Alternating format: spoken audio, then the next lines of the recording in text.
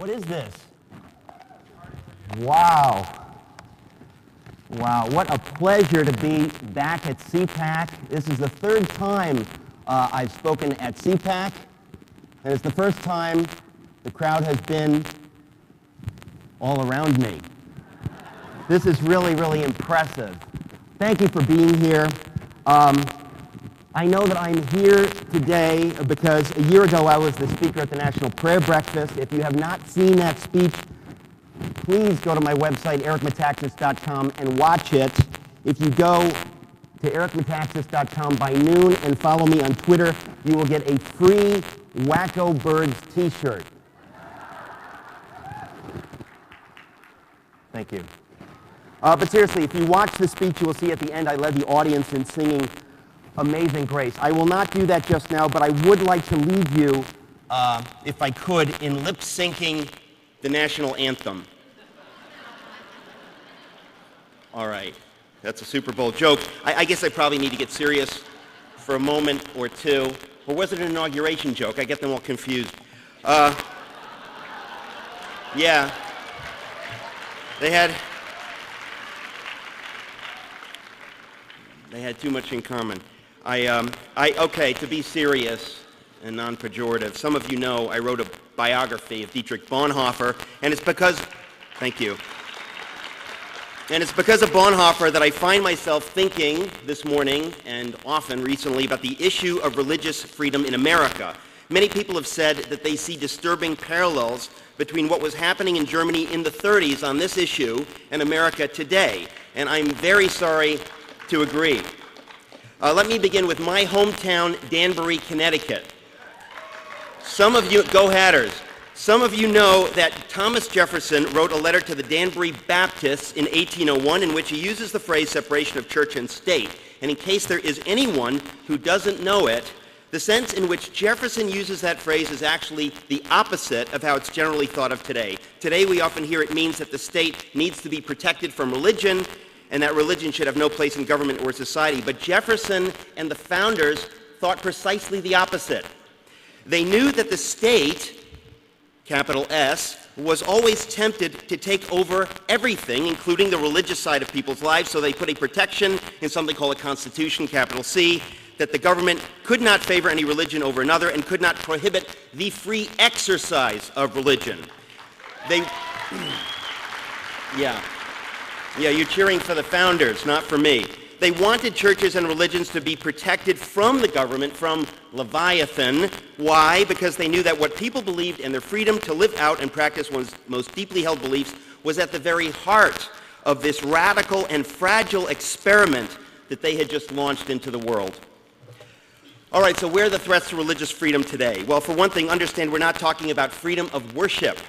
In a speech about 18 months ago, Hillary Clinton replaced the phrase freedom of religion with freedom of worship, and my hero and friend Chuck Colson noticed it and was disturbed by it. Why? Because these are radically different things. They have freedom of worship in China.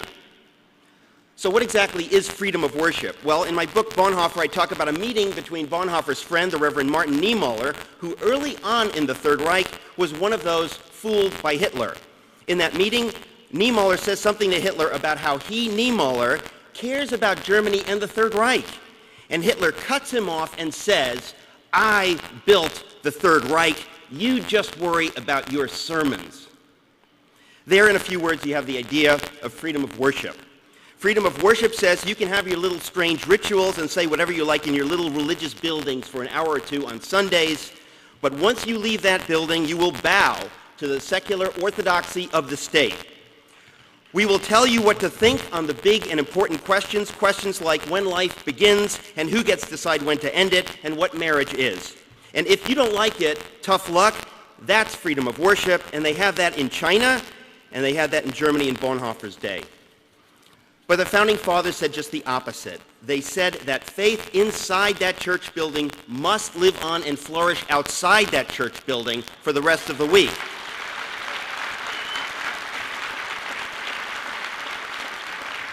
In fact, the founders believed that the success of the American experiment depends on precisely that.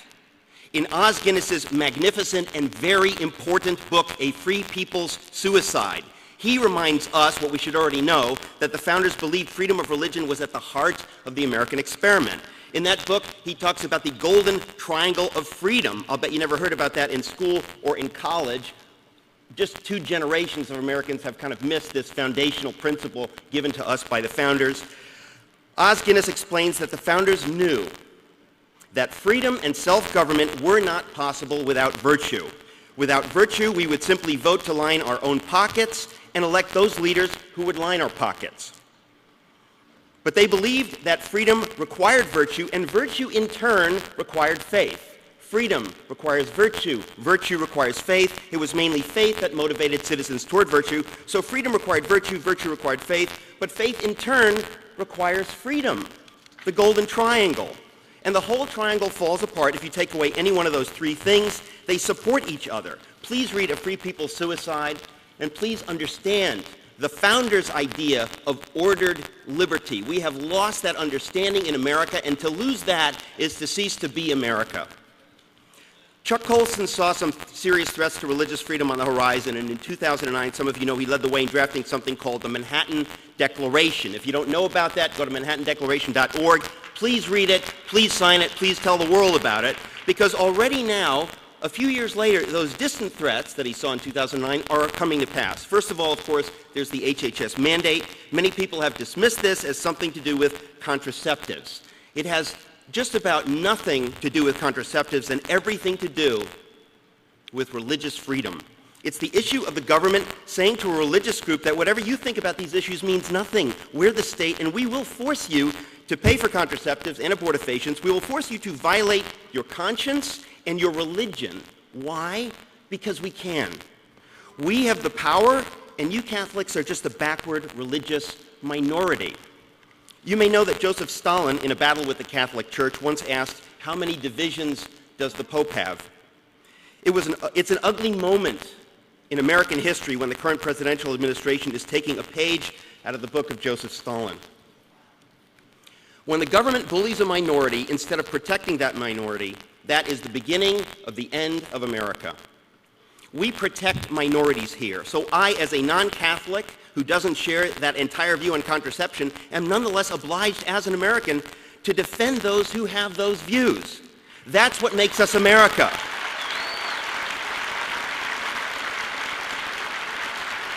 We protect America. In America, we protect minorities, and we protect religious freedom for all. For every religion, for every agnostic, for every atheist. That's what we do. And once we stop doing that, we are no longer America. The second issue of religious freedom today is the attempt to legally redefine marriage. This has been framed as an issue of expanding a supposed right to marry whomever one chooses, which it is not. This issue is about religious freedom. So here's my question to all the legal scholars across America. What about the religious freedom of those who dissent on that issue? When the legal definition is changed, will they be forced to stifle their religious feelings because the state demands it? This is not a live and let live issue. If it were, that would be another story. No, if marriage is legally redefined, it will utterly cripple religious freedom in America, and it's already beginning to do that, and no one is even talking about this. Before we make this incredibly momentous decision about one of the most important things in our lives, how about if we have a discussion about this? How about if we talk about religious freedom, which is at the heart of this? Not one of the cable networks ever discusses this, and it's about time we have this discussion. So what we're seeing on both these issues is the unconstitutional establishment of a religion, aided and abetted by the state. But it's a secular religion and a secular orthodoxy. Indeed, it's a secular fundamentalism, and it says on the subject of marriage, there is to be no discussion. The science is settled. It's the future. And some in the GOP are jumping on that bandwagon. But ladies and gentlemen, whenever someone tells you the science is settled and the debate is over, that's a sure sign that the debate is not over, but that they are deathly afraid that the debate might begin.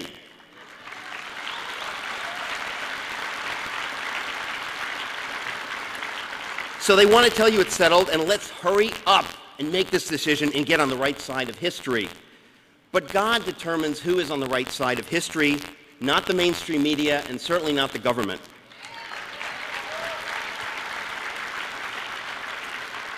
Most of you who are here see the growing state gobbling up more and more of the free market and freedom itself. And if religious freedom is threatened, it is just the same. These are the twin engines that have made this the greatest country in the history of the world. Finally, let me say that when the government kills freedom of religion and faith is pushed out of the public square, it's not just bad things that happen, it's that many good things don't happen. In my book, Amazing Grace, I tell the story of William Wilberforce. It's the story of what happens when a man drags religion into the public square and when he allows it to affect how government behaves. As a result, the government was forced to abolish the slave trade. Don't you think the African slaves were glad Wilberforce allowed his religion to affect his politics?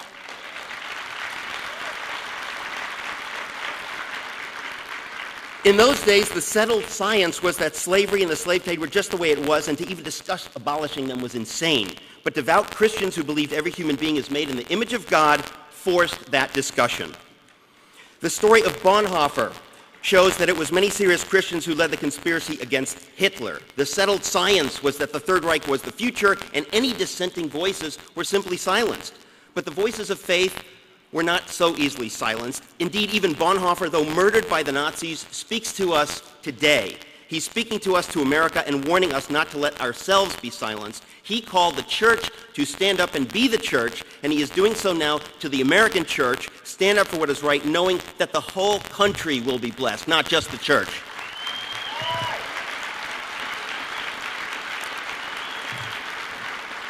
But what about America? When has faith entered the public square in this country? Well, did you know that it was serious Christians, fanatical Christians, who started the abolitionist movement in this country? Just watch Steven Spielberg's movie Amistad. Did you know that devout Christians led the civil rights movement in this country?